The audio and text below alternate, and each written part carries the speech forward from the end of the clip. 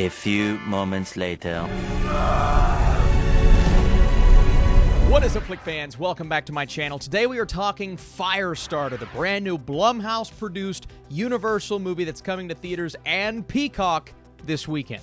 And I want to get into the summary of this movie right now. So a young girl tries to understand how she mysteriously gained the power to set things on fire with her mind. And no, her name is not Jean Grey. Let's start with the rating for this film. It is rated R for violent content. Austin, why? Well, things and people get set on fire, so not a family film, even though a young girl is the star of the movie. The director here is Keith Thomas, of course based on a Stephen King novel, and there was an original Firestarter film, and I do want to preface with the fact that I have not seen that movie. I could have, I guess, done my research and watched it, but I didn't want to, so I went into this movie kind of knowing the concept from the trailer and knowing that Zac Efron, hey, he's playing the dad. That's the guy from High School Musical.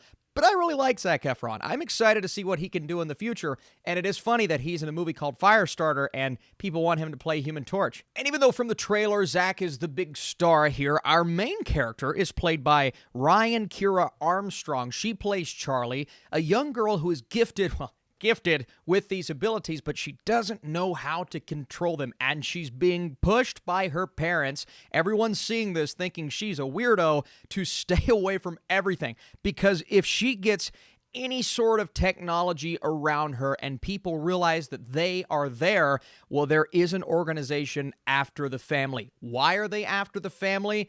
Well, that's for you all to find out, but there's a nice little conspiracy at play, or at least an origin with her parents that is briefly explored at the beginning. We get some flashbacks. I mean, really the entire intro of the movie is this montage showing us how they got to where they are and how this young girl came about her abilities. And you get the cliche superhero origin story lines of, you have to keep your powers under control. No one can know you have them. And there are all of these things in place for the family to keep an eye on her and make sure she doesn't get into trouble, even though they're still sending her to school for some reason. I'm like, I mean, she's hitting the point to where her powers are coming out. You'd think you would just keep her out of school because something's going to happen, and inevitably it does. But I'm watching the beginning of this movie thinking to myself, rather than horror, which is what you think of when you think Stephen King, and apparently this was supposed to be more of a horror film than anything, it feels like a cliche-filled and conventional superhero origin story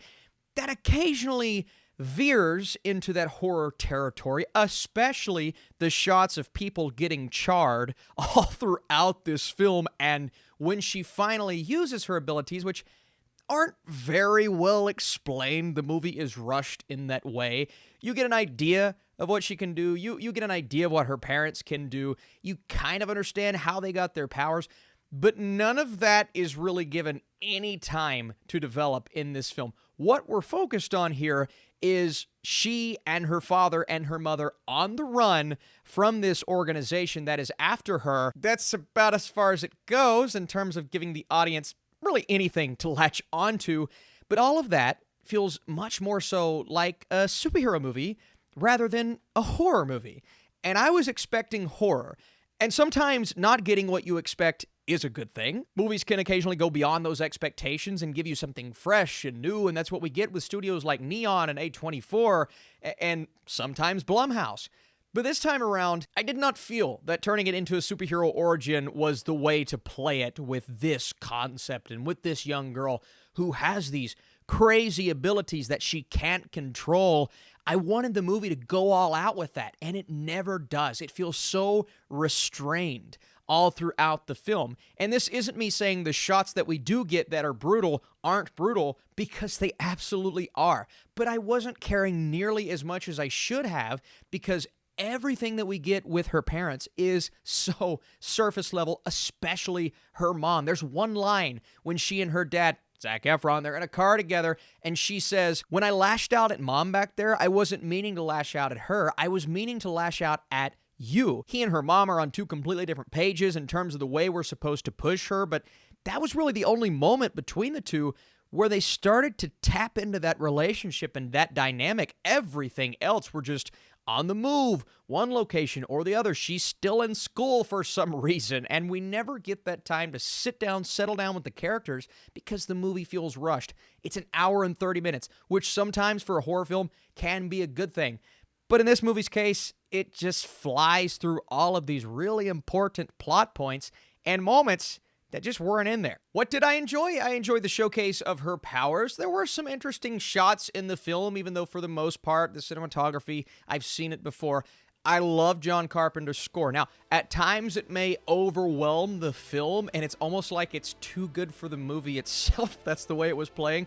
But I liked it a lot, and I really enjoyed how it added to certain scenes and certain really intense moments, most of them coming in the third act. And in the way that the movie ended, it ended in a very horror, dark, depressing type of way. It's not going to make you feel good, and sometimes that's what you want in a horror film, but at that point, it was almost too little too late for the film that we got prior. Before I give you guys my score, let me know, are you watching Firestarter this weekend on Peacock or in theaters down below? Appreciate you for tuning in. If you like this review, let me know. Drop that thumbs up. It helps the algorithm. Firestarter doesn't really know what kind of film it wants to be. It occasionally veers into horror territory, but not nearly enough. It feels more like a conventional superhero/villain origin story. John Carpenter's score is fantastic, though. My score for this movie is a 42%. Thank you guys so much for joining me. Let me know, what's the best horror movie you've seen over the last couple of months? And are you gonna watch the little girl start the fire this weekend? It's on streaming or in theaters. Okay, bye-bye.